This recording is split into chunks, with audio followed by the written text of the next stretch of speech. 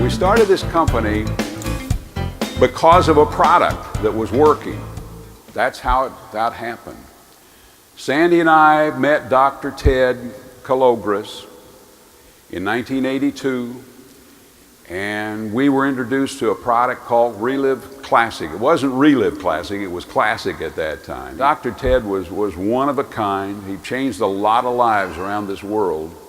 There's a long story about Dr. Ted, about how he was injured in World War II and had a spine injury with machine gun fire, and how he developed Relive Classic product and eventually got himself to where he could walk again and without the pain. And with Dr. Ted's product, and Dr. Carl, who had joined with me and with Sandy as a partner in the business, we decided we would get this product to other people. We saw what it was doing in our family with my headache problems and back problems and all the things I was dealing with at the time. It was a terrific product, and we knew that everybody in the world ought to be taking that product. Steve Merrick was one of the next ones that became involved. And Steve has been my friend now since 1978. I think has been my personal attorney as well as the corporate general counsel for Relive. He was one of the people that helped put all of this together. And some of you have wondered, where did the name Relive come from?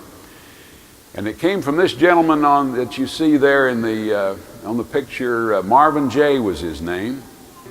He was one of the top 2 or 3 closest friends I've ever had in my life. You would know him if I told you about the TV commercials he did. Lay's Potato Chip Company was one of his customers, or one of his clients. And he came up with the slogan, "Bet you can't eat just one." Marvin died when Relive was 1 year old. But he was the one that came up with the name. He's the one that came up with the slogan. If you see the way Relive is written, you see the little tails and the logo that's been that way since the beginning, the colors even. My job was just to be the coordinator of all that. I really didn't have any special talent. It was just a matter of finding these smart people. That was how it worked for me. There was our first little office in Decatur, Illinois. Now, Don Gibbons always talks about there should have been a barber pole out on the front of that thing because it looks like a barber shop, and frankly it did. But that's where we started. Scott was our shipping clerk. Scott keeps this thing in his office as a little memento.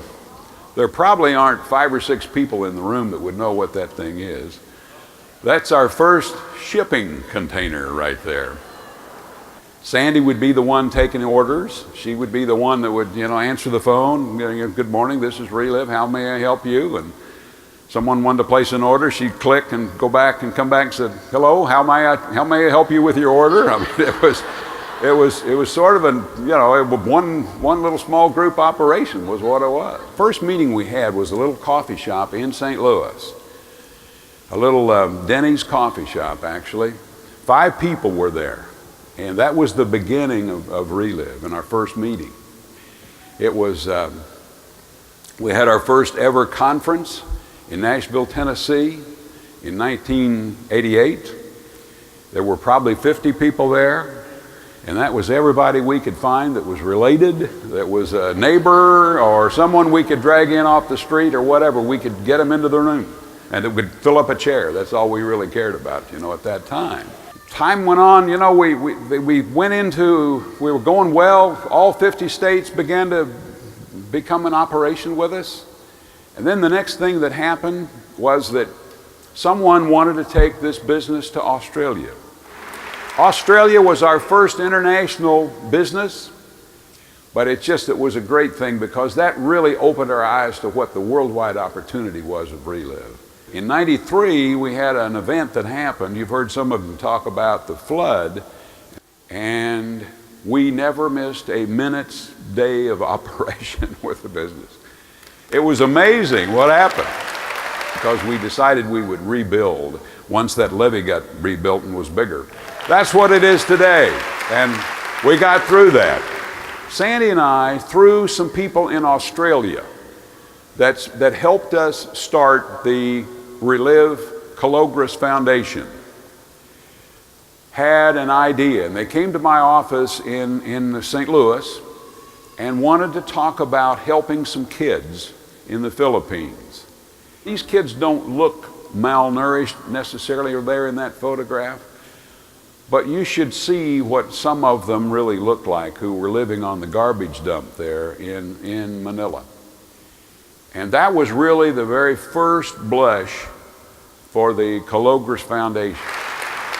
It's one of the things that I'm most proud of in all the world. It is that what we've been able to do with feeding those 45,000 or whatever the number of kids are now that we're feeding every day.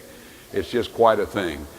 There were two really special things that happened along the way right after the formation of the Calogres Foundation. We had an opportunity, and some people with the St. Louis Rams wanted to know if we would help them with their football team and their nutrition. And we did. Their record was 2-14 right prior to that. And no one had any hope for these guys. They were longtime losers.